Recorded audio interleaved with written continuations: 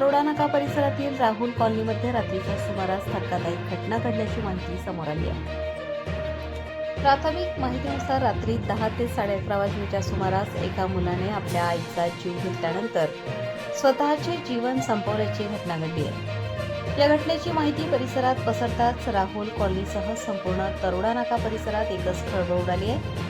या घटनेची माहिती मिळताच पोलिसांनी तातडीने घटनास्थळी धाव घेतली।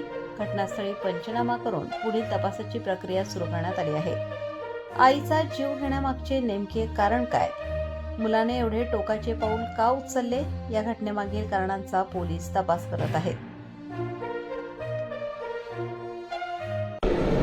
राहुल कॉलनी येथे एका मुलाने त्याच्या आईलाच बॅट व लोखंडी रॉडने मारहाण करून तिचा खून केला व त्यानंतर त्याने स्वतः एका रूममध्ये गळफास घेऊन मृतावस्थेत असल्याचे मिळून आलेले आहे।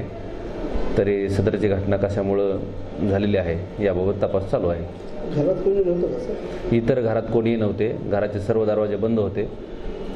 शेजाऱ्यांनी खिडकीचे काच फोडल्यानंतर त्यांना ते दिसून आलेलं आहे। त्याचे वडील का ते CRPF जवान होते? वडील नोकरीनिमित्त बाहेर असतात।